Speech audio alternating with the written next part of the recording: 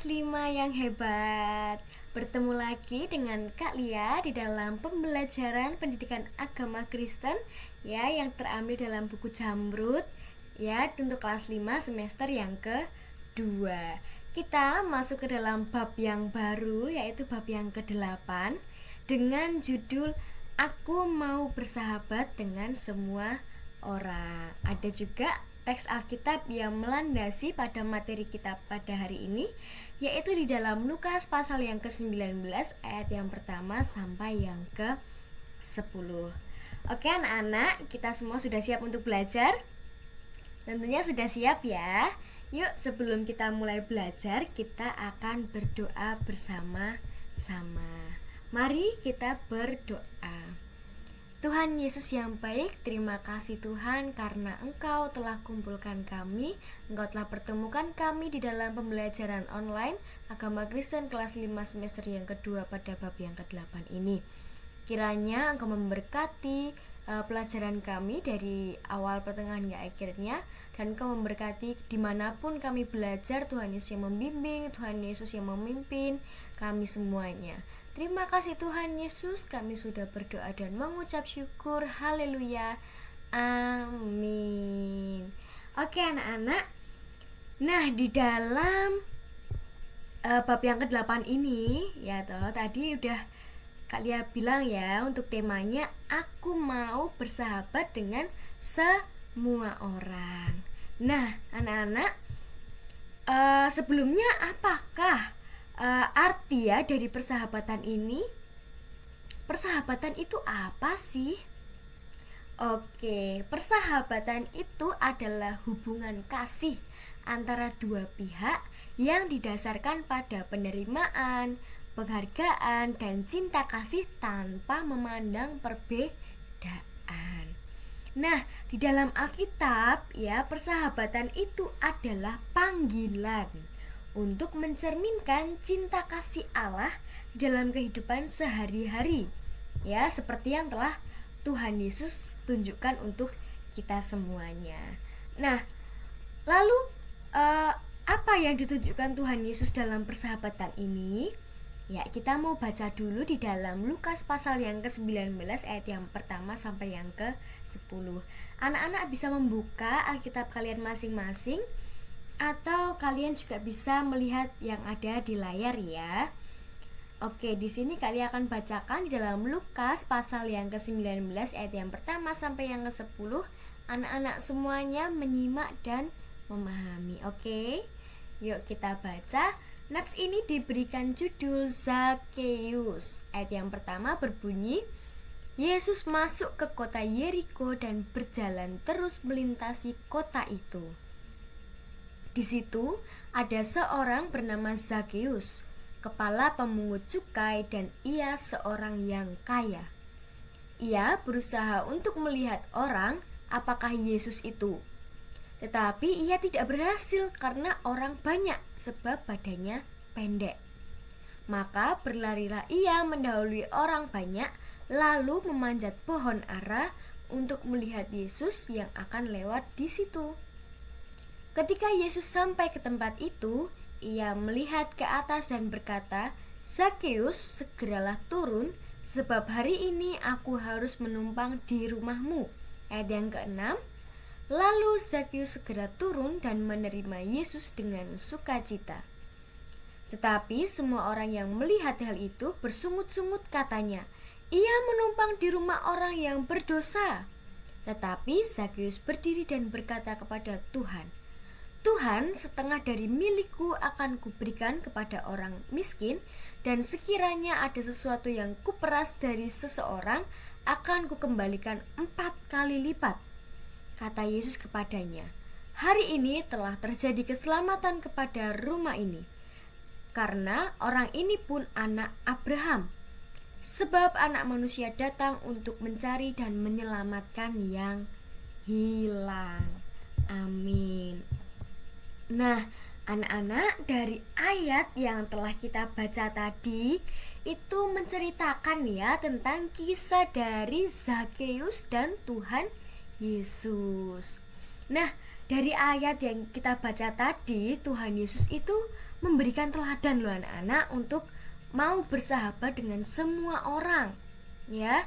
Tuhan Yesus tetap mau menerima, ya, dan bersahabat dengan yang namanya Zakheus. Nah, dari yang kita baca tadi ya tentang Zakheus, Zakheus itu siapa sih? Ya, Zakheus itu orangnya gimana sih gitu ya. Nah, Zakheus itu adalah orang yang punya badannya pendek. Ya, Zakheus itu memiliki ukuran tubuh yang pendek. Dan ketika Tuhan Yesus datang, ya, ia ingin melihat Yesus, tetapi ada banyak orang yang di sana. Nah, sedangkan Zakheus itu tubuhnya pendek, jadi nggak bisa melihat Tuhan karena banyak orang besar-besar ya di depan ya. Jadi akhirnya ia naik ke pohon ara. Nah, ada juga toh nyanyiannya, Zakheus orang pendek, kecil betul dia memanjat sepohon ara, hendak melihat Yesus.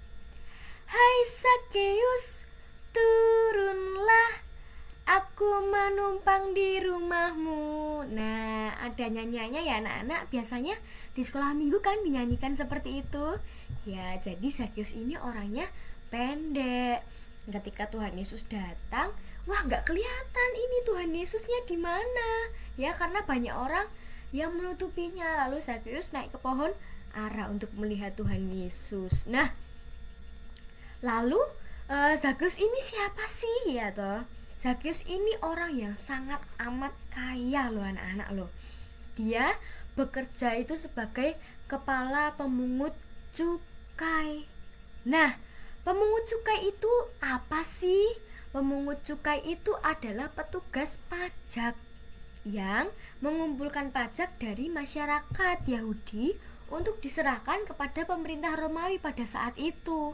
Dan mereka itu dianggap sebagai kaki tangannya penjajah, jadi dianggap penjahat gitu ya. Nah, oleh karena profesi Zakheus sebagai pemungut cukai, maka Zakheus itu dipandang buruk sama masyarakat. Nah, bahkan rakyat itu benci banget sama yang namanya Zakheus ya, karena pajak ya yang ditarik itu cukup memberatkan. Jadi pajaknya sangat besar. Jadi mana pajaknya mana, dan itu yang diminta itu sangat banyak begitu ya. Dan pada saat itu pemungut cukai itu dianggap sebagai musuhnya rakyat ya. Dan bagi orang banyak, Zakheus ini dianggap sebagai orang yang berdosa karena profesinya sebagai pemungut cukai. Nah, lalu apa maksud dari gambar ini anak-anak? Coba dilihat dulu gambarnya. Nah, dari gambar ini yang pertama ya, gambar yang ini menunjukkan bahwa orang banyak itu membenci Zakheus. Seperti yang sudah kakak jelaskan tadi ya, orang banyak itu tidak mau berteman dengan Zakheus. Dia sangat membenci Zakheus dan menganggap Zakheus itu musuhnya mereka loh. Nah, tetapi coba lihat lagi di gambar yang kedua ini. Yesus memiliki pandangan yang berbeda dengan orang banyak.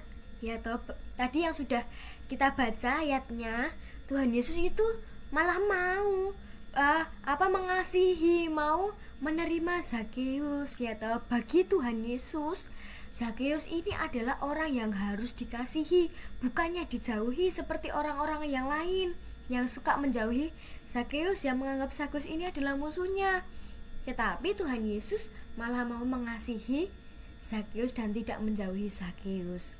Nah, Zakheus ini harus didekati dan diterima loh anak-anak. Nah, ketika banyak orang yang menolak dan membenci Zakheus, Yesus itu melakukan kebalikannya, yaitu mau menerima dan mau bersahabat dengan Zakheus. Nah, dari ayat yang telah kita baca tadi di depan ya, itu menjelaskan dengan tegas bahwa Yesus itu menunjukkan kepada banyak orang ya, bahwa ia itu tidak ikut-ikutan membenci yang namanya Zakheus. Bahkan Yesus itu justru mau menjalin persahabatan dengan Zakheus. Nah, Yesus itu kan tadi manggil Zakeus, tuh Zakeus, Zakeus turun gitu ya, aku mau menumpang lo di rumahmu ya. Jadi Tuhan Yesus ini mau mampir dan mau menumpang di rumah Zakeus. Nah kemudian juga Yesus itu juga menegaskan bahwa Zakeus itu adalah anak Abraham. Jadi Zakeus itu juga harus diperlakukan sama dengan semua orang Israel. Tidak boleh ada perlakuan yang diskriminasi terhadap Zakeus ya. Dengan adanya sikap Yesus yang mau terbuka dan mau menerima, mau bersahabat dengan Zakeus, itu akhirnya memberikan perubahan di dalam diri Zakeus. Tentu ya, Zakeus itu sangat bergembira karena ada orang yang mau menyapa dan bersahabat dengannya. Nah lalu perubahan apa? Perubahan diri apa di dalam diri Zakeus? Yuk coba kita lihat ini di gambar yang ketiga. Nah, di gambar yang ketiga ini menjelaskan ya bahwa sikap persahabatan yang ditunjukkan Tuhan Yesus itu mendatangkan perubahan hidup dan pertobatan bagi Zakeus. Nah, lalu apa saja yang dilakukan Zakeus setelah bertobat? Nah, yang dulunya Zakeus ini menarik pajak, itu memberatkan masyarakat. Ya, sekarang dia itu bertobat dan bahkan dia itu juga berjanji akan memberikan setengah hartanya untuk diberikan kepada orang miskin dan akan mengembalikan 4 kali lipat dari apa yang telah ia peras dari orang-orang. Sangat amat luar biasa ya anak-anak ya, ketika semua orang membenci Zakeus, semua orang tidak mau berteman dan bersahabat dengan Zakeus, tetapi Tuhan Yesus mau bersahabat dengan Zakeus. Tuhan Yesus mengasihi Zakeus. Dan malah ya, ketika Tuhan Yesus mau mendekati Zakeus, Tuhan Yesus mau mengasihi Zakeus, malah ada perubahan di dalam diri Zakeus. Ya mau bertobat. Yang dulunya narik pajak itu banyak-banyak dan akhirnya masyarakat sangat keberatan, pada akhirnya Zakeus bertobat, mengembalikan 4 kali lipat harta yang telah diperasnya. Kemudian setengah hartanya itu akan diberikan kepada orang yang miskin. Nah anak-anak, dari kisah Zakeus dan Tuhan Yesus ini itu menunjukkan ya bahwa sikap diskriminasi atau sikap yang membeda-bedakan seseorang dengan sengaja ya, itu lalu ada penolakan, ada kebencian, akhirnya apa? Mendatangkan luka hati, adanya sakit hati karena membeda-bedakan ya, atau tidak mau menerima. Terus habis itu ada kebencian, malah bikin sakit hati. Tetapi ketika ada sikap penerimaan, sikap merangkul, ada persahabatan yang tadi ya seperti yang Tuhan Yesus lakukan, itu malah mendatangkan sukacita dan kegembiraan bagi orang lain. Dan teladan inilah yang hendak diajarkan Tuhan Yesus kepada setiap orang Kristen agar menjalin persahabatan itu tanpa membeda-bedakan. Nah, lalu bagaimana prinsip persahabatan menurut ajaran Tuhan Yesus? Coba anak-anak lihat di dalam gambar ini. Lalu bagaimana ya kita sebagai anak-anak Tuhan itu meneladani sikap Tuhan Yesus yang mau bersahabat dengan semua orang tanpa membeda-bedakan? Nah, apakah seperti gambar yang ada anak menangis, lalu malah ada temannya yang menertawakan? Apakah seperti itu bersahabat menurut ajaran Tuhan Yesus? Ataukah gambar yang satunya yang saling mengasihi dan mau bersahabat dengan semua orang tanpa membedakan? Tuh lihat, ada yang rambutnya keriting ya, ada yang berbeda agama, ada yang kulitnya warnanya beda. Apakah saling membedakan? Mereka saling mengasihi. Nah lalu bagaimana ya menurut ajaran Tuhan Yesus cara mengasihi yang benar itu, cara bersahabat dengan orang lain yang benar itu?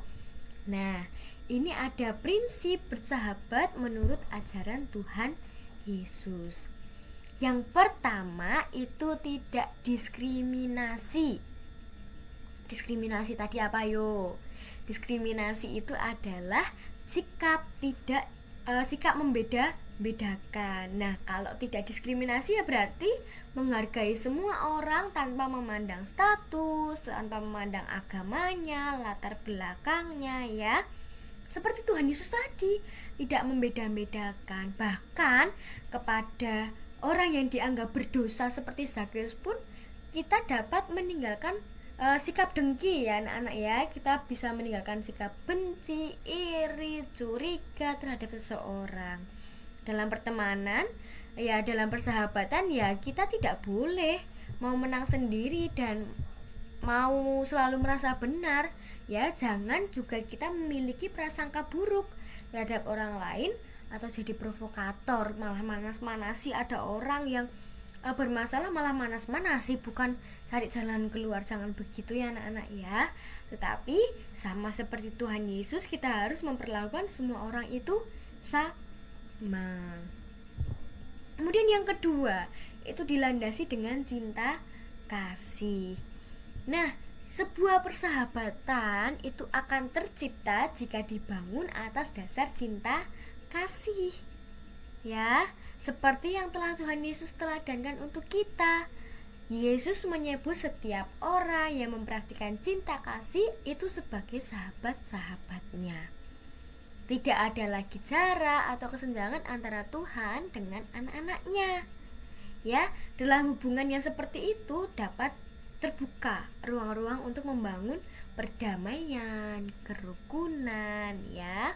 Nah, persahabatan sejati itu berlandaskan cinta kasih yang mengutamakan kesejahteraan orang lain daripada memikirkan kepentingan kita sendiri. Lalu dari hal-hal yang telah kita lakukan yang meneladani Yesus dalam bersahabat dengan semua orang, maka akan ada hasil yang diperoleh, yaitu membawa perubahan yang positif. Ya, dari tindakan yang baik ya akan mengubah sikap dan cara hidup orang lain juga jadi lebih baik dari sebelumnya. Nah, persahabatan Yesus itu membawa perubahan nyata kan di dalam hidup seseorang. Ketika Yesus mau bersahabat dengan Zakheus ya toh, maka Zakheus itu memiliki perubahan hidup yang lebih baik. Yang dulunya suka memeras orang ya, memeras harta orang lain, hingga pada akhirnya dia bertobat. Dan hasil yang lain adalah tercipta kedamaian dan kerukunan antar sesama. Oke anak-anak, tentunya di dalam kita melakukan teladan yang Yesus lakukan itu juga memiliki penghalang ya. Jadi itu nggak mudah untuk bersahabat dengan semua orang itu juga nggak mudah gitu ya. Banyak faktor penghalangnya ya. Contohnya apa? Ada sikap iri hati ya toh, ada prasangka buruk, terus curiga, kemudian ada juga perbedaan. Ada perbedaan agama, bahasa, budaya ya. Dan hal ini itu juga dapat menghambat kita ketika kita mau bersahabat dengan semua orang tanpa membeda-bedakan. Susah memang, tapi kita benar-benar harus mau mencobanya. Tetapi faktor penghalang yang membuat kita jadi terhambat ya, sebenarnya ada hal-hal yang dapat kita lakukan juga supaya tetap bisa bersahabat dengan semua orang. Contohnya apa? Yang pertama, itu kita dapat terbuka dengan orang lain. Jangan menutup diri kita untuk mau berteman dengan siapapun. Jadi kita terbuka, ayo kita mau berteman dengan siapa saja. Kemudian yang kedua, kita saling menghormati. Bukan hormat gerak seperti ini ya, tapi memang menghormati adanya perbedaan-perbedaan seperti itu ya anak-anak ya. Kemudian ya, menerima adanya perbedaan. Tentunya setiap orang itu juga beda-beda, antara kalian dengan anak-anak semuanya pasti juga berbeda-beda. Nah, dari perbedaan itu jangan jadikan senjata untuk tidak berteman dengan orang lain.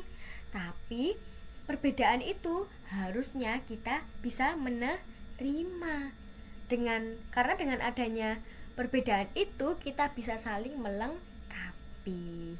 Dan yang terakhir itu adalah mendasari persahabatan dengan cinta kasih seperti yang Tuhan Yesus lakukan. Baik anak-anak, kita telah belajar banyak hal ya hari ini. Lalu apa yang bisa kita dapat dari pelajaran hari ini?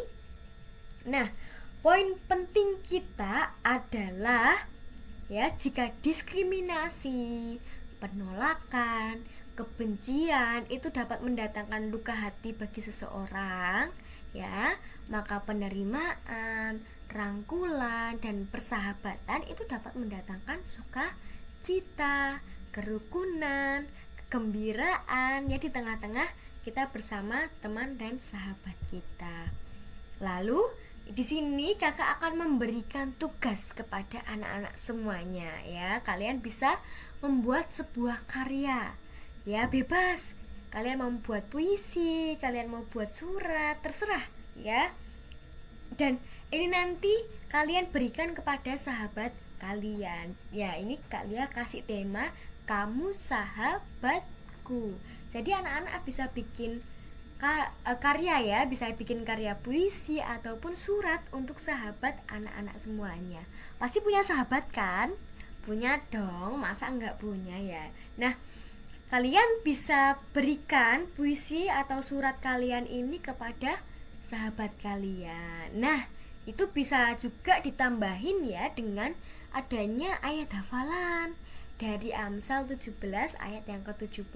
Seorang sahabat itu menaruh kasih setiap waktu dan menjadi seorang saudara dalam kesukaran. Kalian bisa sertakan ayat ini pada karya kalian, ya, dan jadikan ayat ini ayat hafalan untuk kita semua. Jadi tugas anak-anak itu nanti kalian bikin surat ataupun puisi untuk teman-teman atau sahabat kalian dengan tema kamu sahabatku.